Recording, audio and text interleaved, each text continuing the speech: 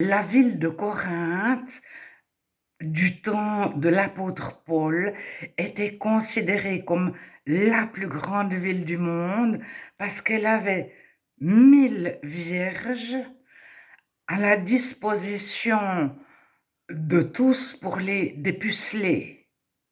Alors les 1000 vierges pouvaient être des filles, mais aussi peut-être des garçons.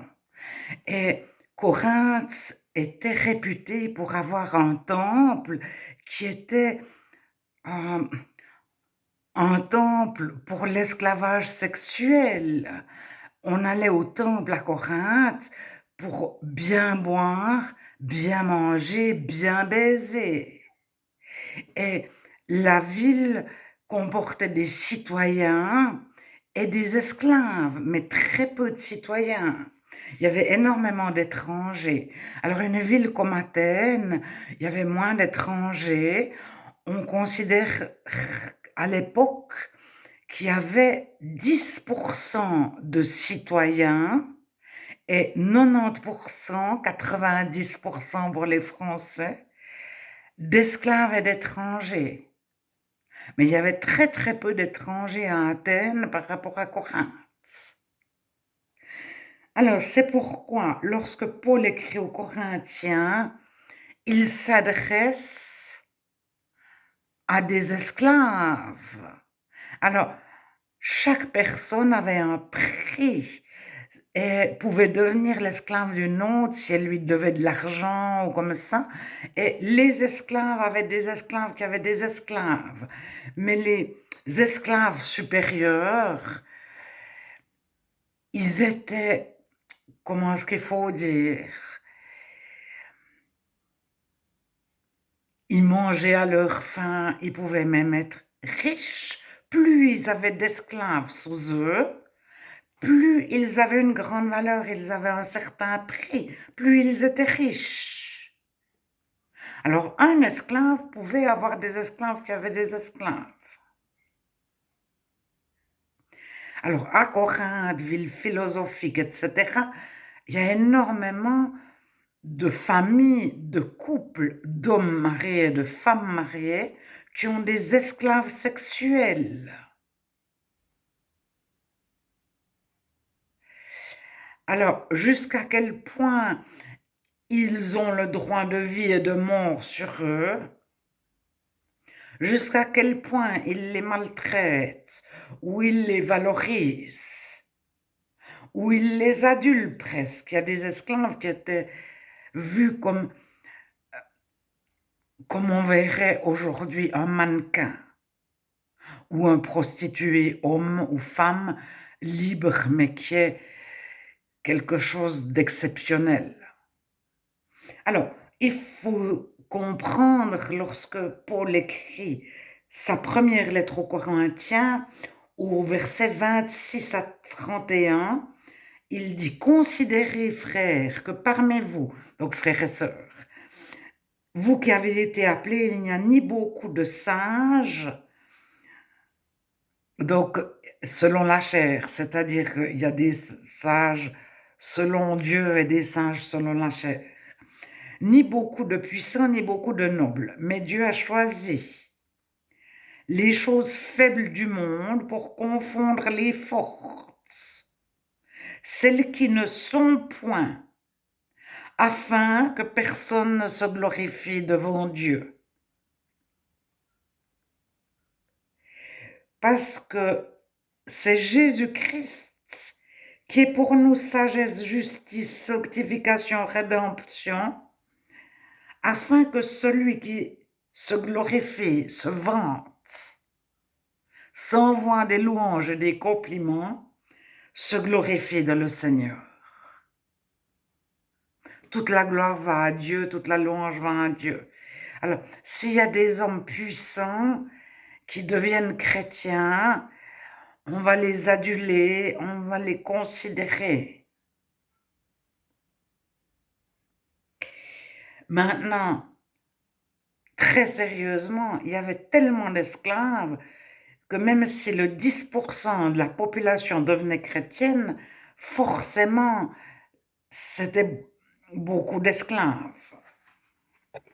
Mais il faut voir les esclaves comme des ouvriers actuels, mais des ouvriers dont on a retiré la carte d'identité, etc., etc. C'était un peu comme l'esclavage moderne, actuel. Alors, en 1 Corinthiens, toujours dans la même lettre, au chapitre 7, on va commencer par le chapitre 12, verset 26. Si un membre de l'Église souffre, donc c'est pas écrit de l'Église, mais c'est si un chrétien souffre ou une chrétienne, tous les autres souffrent avec lui ou avec elle. Et si un membre est honoré, tous les membres se réjouissent avec lui. Alors, honoré, l'honneur dépendait beaucoup de la valeur marchande de la personne. Chaque personne avait un prix, ou presque chaque personne. Et quelqu'un qui est honoré, c'est quelqu'un qui devient riche ou quelqu'un qui est libéré de l'esclavage. Alors, soit il devient un esclave très haut placé, soit il est carrément libéré de l'esclavage, et tous les membres, tous les autres chrétiens se réjouissent avec lui ou avec elle. Alors, après avoir lu au premier chapitre et au chapitre 12, au milieu, il y a le chapitre 7. Il y a encore d'autres passages de Paul qui parlent de l'esclavage. Il y a des lettres entières. Et je pense que pour se faire une idée, il faut lire Paul en entier. Mais déjà, si on lit toute la lettre aux Corinthiens, on a une première idée. Alors au chapitre 7, que chacun demeure dans l'état où il était lorsqu'il a été appelé à devenir chrétien. C'est pas appelé dans le sens d'une vocation pour un ministère. Tous les chrétiens sont appelés à aller à Dieu. Alors, chapitre 7, versets 20 à 24. Si tu étais esclave lorsque tu as été appelé, ne t'en inquiète pas. Mais si tu peux devenir libre, profites-en plutôt. Alors, il y a une autre traduction possible. Mets à profit ta condition d'esclave.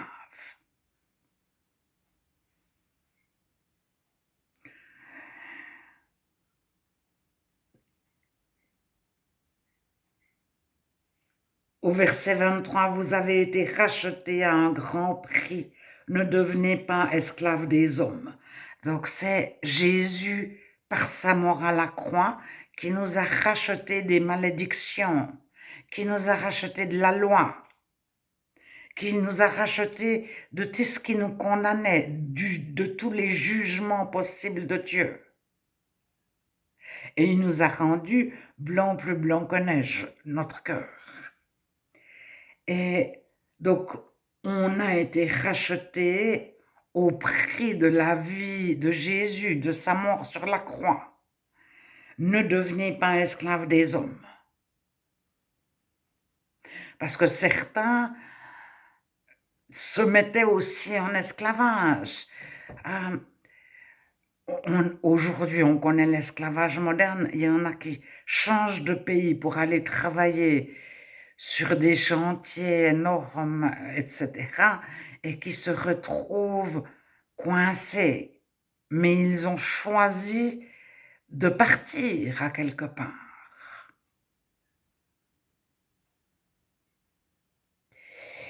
Est-ce qu'ils se rendaient compte d'où ils allaient? Ça, je ne sais pas.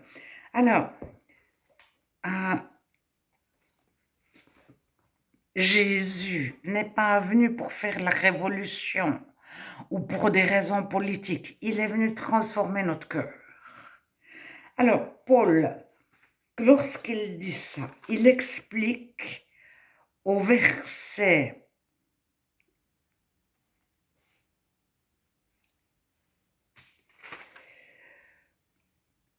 29. Ce que je vous dis, c'est que le temps est court, que désormais ceux qui ont des femmes, soyez comme n'en ayant pas, ceux qui pleurent comme ne pleurant pas, ceux qui se réjouissent comme ne se réjouissant pas, ceux qui achètent comme ne possédant pas, etc. J'aimerais que vous fussiez sans inquiétude.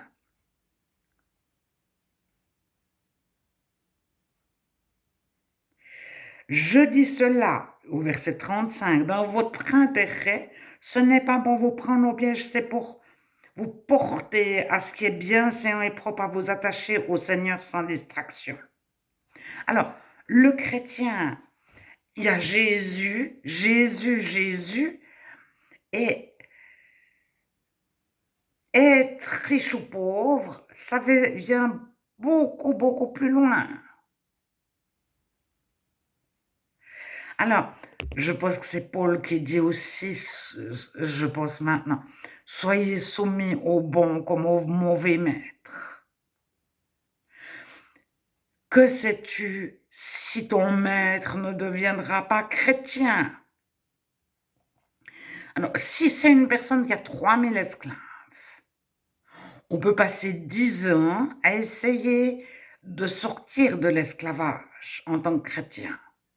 Mais on peut prier, la personne, l'esclavagiste, devient chrétien ou devient chrétienne. Et parce qu'il est devenu chrétien, il va aimer ses esclaves comme si c'était ses frères et sœurs.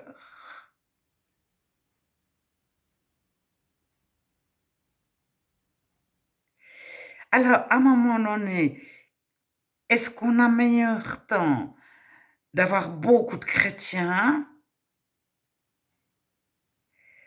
C'est-à-dire, c'est même pas on a meilleur temps, c'est que Paul nous explique que le but de Dieu, c'est que tous soient sauvés. Et lorsqu'on devient chrétien, on a sur le cœur que les autres soient sauvés, mais sauvés, qu'ils aillent au paradis. Et qu'ils aillent au paradis passe bien avant qu'ils soient sauvés de l'esclavage ou d'une condition X ou Z. Ce qui ne veut pas dire qu'on ne souffre pas avec celui qui souffre, ou qu'on ne considère pas sa condition sur la terre. Alors, Jésus, il ne dit pas « révoltez-vous contre vos maîtres », mais que dit-il aux maîtres, aux esclavagistes? Il leur dit « faites le travail de vos esclaves ». On connaît tous le lavement des pieds. Jésus, lui, le maître, a lavé les pieds de ses disciples, alors que habituellement, c'était des enfants, voire des femmes qui lavaient les pieds des hommes. Aucun homme ne s'abaissait à laver les pieds d'un autre homme, à moins qu'il soit esclave. Et un maître, mais c'était impensable qu'il fasse autre chose qu'enseigner. Il y avait des travaux réservés aux esclaves. Mais imaginez un premier ministre. Est-ce qu'il va aller balayer les rues? Alors, Jésus, en tant que premier ministre des premiers ministres, a dit « je balaye les rues les uns pour les autres ». Et c'est marqué « je vous donne un exemple ». Il n'a pas fait un rituel lavement des pieds.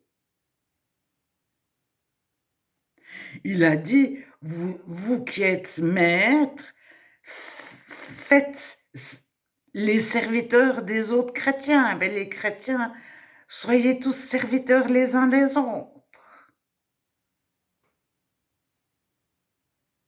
Alors, je vous encourage, lorsque vous êtes devant une question, à ne pas répondre à votre question par un verset ou par deux ou même par trois.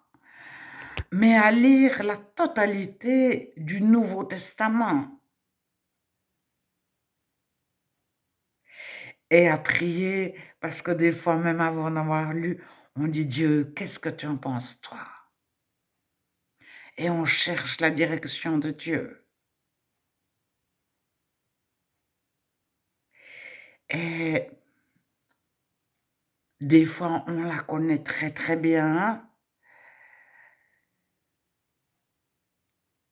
mais l'avoir lu de la Bible, mais lisons la Bible, c'est-à-dire le Nouveau Testament pour ce sujet en entier, en totalité, et peut-être une fois dans la Bible Martin, une fois dans la Bible Semeur, une fois dans la Bible en français courant, avoir plusieurs traductions de la Bible.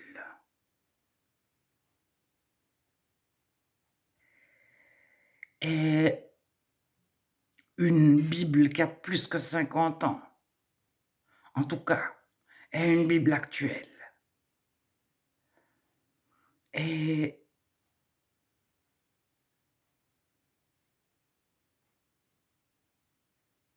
prions, prions pour que Dieu nous conduise à trouver les réponses que lui souhaite nous faire trouver.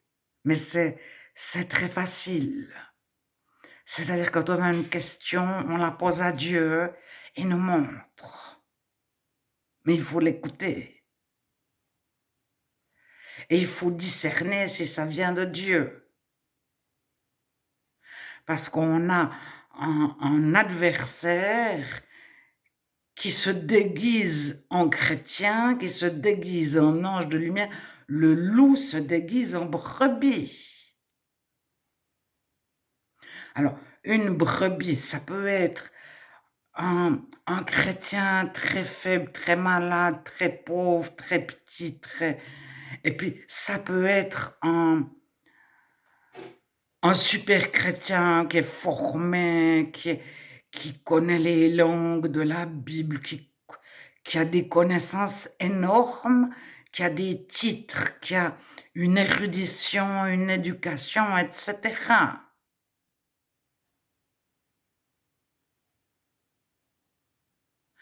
Alors, le diable se déguise en ange de lumière, c'est-à-dire, mais même dans notre esprit, on connaît, nous les chrétiens, des fois on a une idée, on est presque sûr que c'est de Dieu, mais on aura toujours un doute. Et ça peut être de l'autosuggestion, parce qu'on souhaiterait que ce soit comme ça.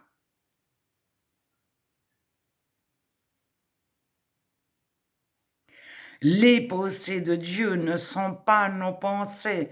Sa façon de voir les choses est différente de la nôtre. Et ce qu'on trouve juste et bien nous, ce qu'on désire nous, c'est pas forcément ce que Dieu trouve juste et bien lui. Bien qu'il faut avoir de l'idée qu'il nous souhaite heureux. Mais chacun, alors globalement pour la terre entière, si du temps de Paul, les plus grands esclavagistes, les plus cruels, les plus méchants devenaient chrétiens,